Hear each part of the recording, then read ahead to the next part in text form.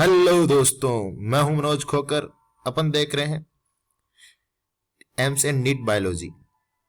और आज अपन पढ़ेंगे द रिप्रोडक्टिव सिस्टम। और रिप्रोडक्टिव सिस्टम में अपन बात करेंगे oogenesis एंड फॉलिकुलर डेवलपमेंट्स की।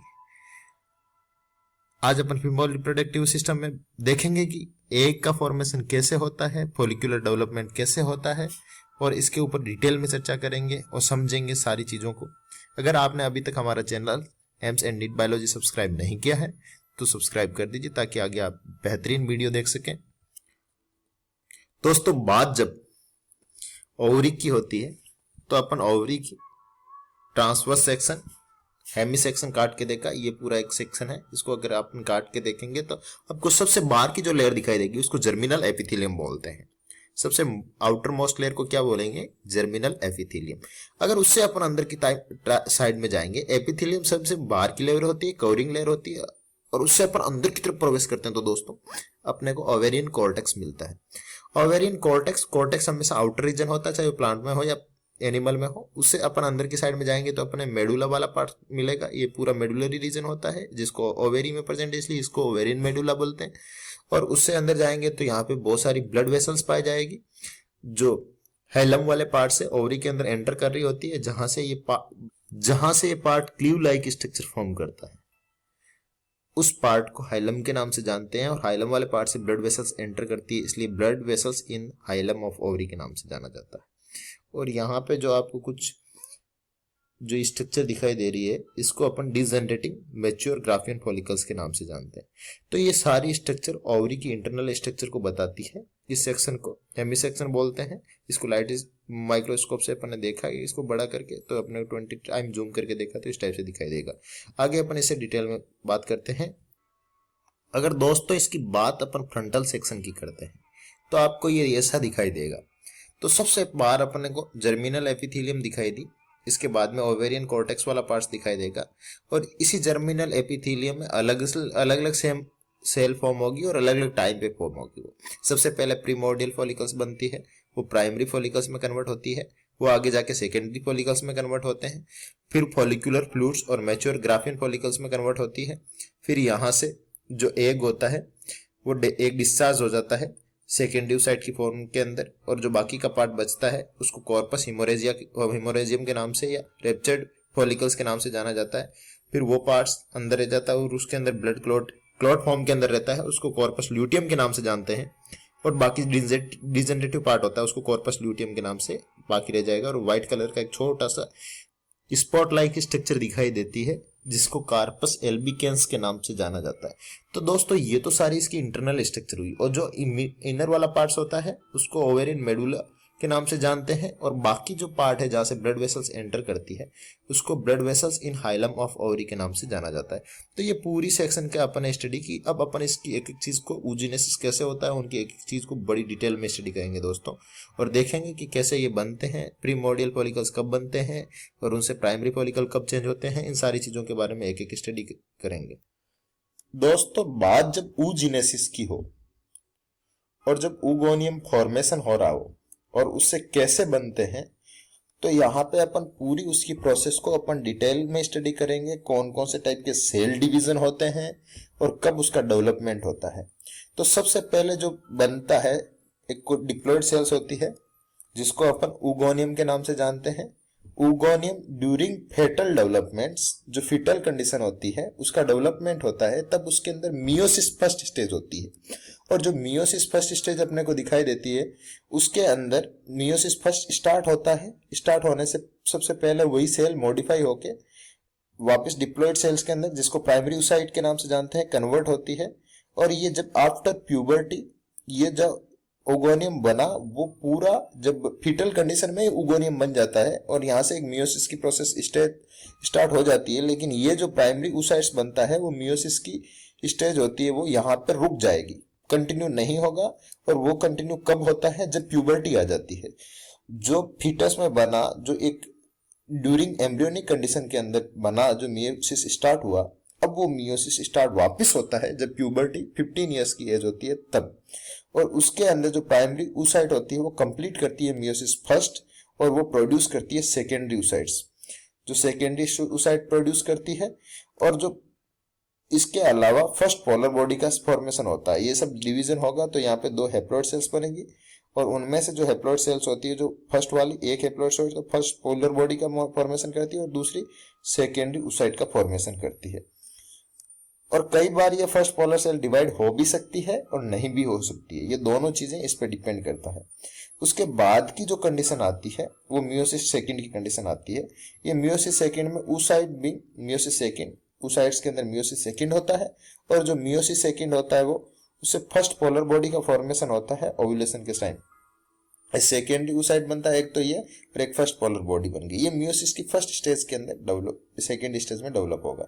और जो सेकेंडरी oocytes होता है वो आगे जाके ओव्यूलेशन के प्रोसेस के अंदर सेकेंडरी oocytes और आगे डेवलप होगा और जो पोलर बॉडी बनती है वो वहीं पे रहती है। उसके साथ में अगर ये जब फीमेल के अंदर इस स्टेज में होता है तब वो एग फॉर्म होता है और उसके साथ में जब स्पर्म मिलता है तो दोनों फर्टिलाइज हो जाएंगे और फर्टिलाइज होने के बाद में जो ओवम वाला पार्ट्स होता है वहां पे एक बार और वापस ही डिवीजन होगा और सेकेंडरी पोलर बॉडी फॉर्म होगी यहाँ से। तो टोटल 3 पोलर बॉडी बनी है। पहले एक पोलर बॉडी बनी थी जो फर्स्ट पोलर बॉडी वो डिवाइड होकर 2 पोलर बॉडी में कन्वर्ट हुई है और नहीं भी हो सकती है, दोनों चीज इस पर डिपेंड करती है। और यहाँ पे अपन देखेंगे तो सेकेंडरी पोलर बॉडी बनी। तो अगर यहाँ डिवाइड मानते हैं तो टोटल 3 पोलर बॉडी बनती है और एक ओवम बनता है, उसके साथ में फर्टिलाइजेशन हो जाएगा तो एक एग बनेगा। तो ये तो पूरी प्रोसेस होती है वो फर्टिलाइजेशन के बाद की होती है। लेकिन फर्टिलाइजेशन से अगर पहले की बात करें तो एक यहाँ पे सेकेंडरी oocyte और फर्स्ट पोलर बॉडी का फॉर्मेशन होता है और वो फर्स्ट पोलर बॉडी अगर आगे जाके डिवाइड होती है तो 2 पोलर बॉडी में बन सकती है, नहीं डिवाइड होती है तो एक ही पोलर बॉडी के अंदर रह सकती है। लेकिन सेकेंडरी oocyte का फॉर्मेशन हो चुका होता है, लेकिन यहाँ पे भी एक टाइम के लिए ये रुक जाता है और ये जो सेकेंडरी oocytes होती है उसमें से सेकेंडरी पोलर बॉडी का फॉर्मेशन तभी होगा जब फर्टिलाइजेशन होगा। अगर फर्टिलाइजेशन नहीं होता है तो सेकेंडरी पोलर बॉडी नहीं बनेगी और फर्टिलाइजेशन के बाद में 23 क्रोमोसोम अलग अलग हो जाएंगे और उनमें से 23 क्रोमोसोम होते हैं वो तो एक पोलर बॉडी के अंदर चले जाएंगे और एक जो 23 होंगे वो जो स्पर्म की सेल्स होती है हैप्लॉइड सेल्स उसके साथ में मिलकर जाइगोट का फॉर्मेशन करेंगे और जाइगोट से एक डबल डिप्लॉइड न्यूक्लियस का फॉर्मेशन होता है। तो जो मियोसिस सेकंड की जो स्टेज होती है जो रुकी हुई थी वो वापस से रिज्यूम होके स्टार्ट होती है और वो आफ्टर फर्टिलाइजेशन स्टार्ट होती है। तो ये तो बात हुई सारी कैसे कैसे प्रोसेस होती है। अब अपन इस प्रोसेस को और ज्यादा डिटेल में समझेंगे दोस्तों। तो दोस्तों अगर बात डिटेल में की जाए तो यहाँ पे अपन लाइफ को 3 स्टेज में डिवाइड करेंगे। एक तो फर्टल पीरियड्स जो एम्ब्रियोनिक कंडीशन होता है, जो फीटस की पीरियड्स होता है उस एज का। उसके बाद में चाइल्डहुड जो डेवलप हो जाता है, जो चाइल्डहुड वाली जिसमें बच्चे का डेवलप होता है लेकिन यहाँ पे कोई भी डेवलपमेंट नहीं होता है फॉलिकल्स के अंदर। और तीसरी स्टेज जो प्यूबर्टी, जो मेनोपॉज स्टेज होती है जिसके अंदर आगे की जो मेंस्ट्रुअल साइकिल स्टार्ट होगी वो वाली स्टेज। तो सबसे पहले बात अगर अपन स्टार्टिंग से करते हैं, जब फीटस बन रहा होता है तब उसके अंदर oogonia जो डिप्लॉइड सेल है उसका फॉर्मेशन होता है और उसमें माइटोसिस होने से उसमें प्राइमरी oocytes का फॉर्मेशन होता है। और जब ये प्राइमरी oocyte बन रहे होते हैं तो दोस्तों जो एग बनने की प्रोसेस होती है उसको अपन oogenesis के नाम से समझेंगे।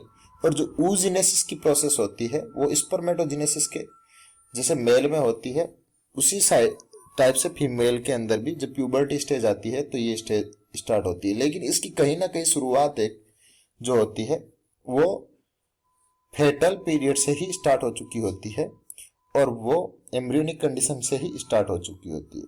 तो अपन बात करें कि जब अर्ली फेटल डेवलपमेंट होता है तो जो प्रीमोर्डियल या प्रीमेटिव जो जर्म सेल्स होती है वो माइग्रेट करती है यॉर्क सेल से ओवरीज के अंदर और जो यॉर्क सेल से ओवरी के अंदर आएगी वहां पे जर्म सेल डिफरेंशिएटेड होती है ओवरीज के अंदर और उसको oogonia के नाम से जाना जाता है।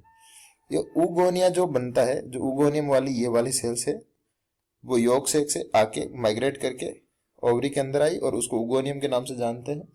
और ये oogonia आर डिप्लॉइड सेल्स और डिप्लॉइड स्टेम सेल्स। ये डिप्लॉइड सेल्स ही है और स्टेम सेल्स भी है और ये divide mitotically to produce a million of germ cells, जो डिवाइड होके बहुत सारी मिलियंस ऑफ जर्म सेल्स के अंदर कन्वर्ट होती है। और इन्हीं को most of these germ cells degenerate in a process known as atresia and a few however develop into large cells called a primary oocytes। ज्यादातर तो उनमें से जो खत्म हो जाएगी और कुछ ही सेल बचेगी जिनको प्राइमरी oocytes के नाम से जानते हैं अपन। तो दोस्तों ये सारी कंडीशन होती है वो बनती हुई चली जाती है। और during this stage, the stage of development, each primary oocyte is surrounded by a single layer of flat follicular cells and the entire structure is called the primordial follicles. और इसके चारों तरफ ये पूरी स्ट्रक्चर बन जाती है जिसको प्रीमोर्डियल फॉलिकल्स के नाम से जानते हैं, जिसे प्राइमरी oocytes बोलते हैं। उसी का ही नाम प्रीमोर्डियल फॉलिकल्स होता है। और ये हमेशा जो ओवरी के कॉर्टेक्स वाले पार्ट्स के अंदर प्रेजेंट होती है। And the ovarian cortex surrounding the primordial follicles consist of a collagen fibre and fibroblast like stromal cells at birth. Approximately 2 lakh to 20 lakh primary oocytes remain in each ovary. Of these, about 40,000 are still present at puberty and around 400 will mature at ovulate during woman reproductive lifetime. तो देखिए कितना कम हो जाता है। जो शुरुआत में जिनकी संख्या 20 लाख से लगा के 2 लाख तक बनती है जो ओवरी के अंदर, और जब वो प्यूबर्टी एज आते आते 40,000 रह जाती है, और जो पूरी लाइफ में अपन बोल सकते हैं रिप्रोडक्टिव लाइफ, जब तक उनके अंदर मेंस्ट्रुअल साइकिल चलेगा तब तक उसमें सिर्फ 400 ही मैच्योर रहेंगे, 400 ही मैच्योर रहेंगे, और बाकी धीरे धीरे मर जाएंगे, वो उनको एट्रेसिया कंडीशन में चले जाएंगे। तो दोस्तों ये तो सारी प्रोसेस हुई ओव्यूलेशन की। अब अपन एक इसकी स्ट्रक्चर देखते हैं, प्रीमोर्डियल फॉलिकल्स कहाँ कैसे प्रेजेंट होती है और कैसी होती। तो दोस्तों देखिए इस स्ट्रक्चर के अंदर आपको प्रीमोर्डियल सेल्स यहाँ पे दिखाई दे रही है। ये जो आपको आउटर वाला पार्ट्स होता है जर्मिनल एपिथेलियम के नीचे, जर्मिनल एपिथेलियम के नीचे जो ये पूरा पार्ट है वो कॉर्टेक्स रीजन बोलते हैं, और इस कॉर्टेक्स रीजन के अंदर ये प्रेजेंट रहती है पूरी, और इस कॉर्टेक्स रीजन को पूरे को कवर करके रखेगी। और इनके चारों तरफ एक स्पेसिफिक टाइप की सेल्स पाई जाती है, जिनको अगर अपन स्ट्रक्चर के इनको और ज्यादा जूम करके देखेंगे तो अपने को कैसे दिखाई देगी उसके बारे में बात करेंगे। तो दिखाई जो जूम करने पे आपको दिखाई देगी तो पूरी ऐसी दिखाई देगी। इसके अंदर का जो पूरा पार्ट्स होता है इसको अपन प्राइमरी oocytes बोलते हैं। इस पूरी स्ट्रक्चर को अपन प्राइमरी oocytes बोलते हैं, और पूरे को अपन प्राइमरी प्रीमोर्डियल फॉलिकल्स बोलते हैं। प्रीमोर्डियल फॉलिकल्स या प्राइमरी oocytes के नाम से जानते हैं। और ये पूरा इसका जो पार्ट होता है चारों तरफ बाहर ये कोलेजन के फाइबर दिखाई दे रहे हैं आपको, ये वाले पूरे पोर्शन, ये देखिए छोटे छोटे थ्रेड लाइक स्ट्रक्चर दिखाई दे रही है, जो ये कोलेजन फाइबर है। इनके चारों तरफ एक सेल्स पाई जाती है पूरी उसके नीचे, जिसको स्ट्रोमल सेल्स के नाम से जाना जाता है। ये स्ट्रोमल सेल्स कॉर्टेक्स वाले रीजन के अंदर पाई जाती है, और उनके नीचे एक चारों तरफ कवरिंग लेयर पाई जाएगी, जिसको अपन पूरी कवरिंग लेयर को इसको बेसमेंट मेम्ब्रेन के नाम से जानते हैं। ये पूरी ऊपर वाली जो थिन थिन सी लेयर दिखाई दे रही है ना ऊपर की कवरिंग लेयर, ये बेसमेंट मेम्ब्रेन के नाम से जानते हैं। और उसके अंदर एक पूरी सेल्स दिखाई देती है जो एक कवर बना के रखती है, जो सेल को अपन फॉलिकुलर सेल्स के नाम से जानते हैं। तो ये पूरी स्ट्रक्चर होती है जो प्राइमरी oocytes को रिप्रेजेंट करती है और उसकी स्ट्रक्चर को बताती है। ये कॉर्टेक्स वाले रीजन में प्रेजेंट होती है, और ये फेटल कंडीशन के अंदर पाई जाती है, जो आगे स्टेबल रहेगी जब तक फीटल कंडीशन के अंदर वापस से स्टार्ट नहीं हो जाए मियोसिस, जो रुका हुआ था, जो मियोसिस फर्स्ट स्टार्ट हुआ था वहां से। तो दोस्तों जब बात होती है ये प्राइमरी फॉलिक्यूल्स की, तो ये आगे जाके primary follicles primordial follicles convert हो जाती है प्राइमरी फॉलिकल्स के अंदर। प्राइमरी फॉलिकल्स खुद प्रीमोर्डियल फॉलिकल्स से फॉर्म होती है, और each month after puberty until menopause gonadotropins like FSH and LH secreted by the anterior pituitary and further stimulate the development of several primordial follicles, and although only one will typically reach the maturity needed for ovulation, and a few primordial follicles start to grow, developing into primary follicles, and each primary follicles consists of a primary oocyte, and that is surrounded in a large late stage of development by the several layers of cuboidal and low columnar cells called as the granulosa cells।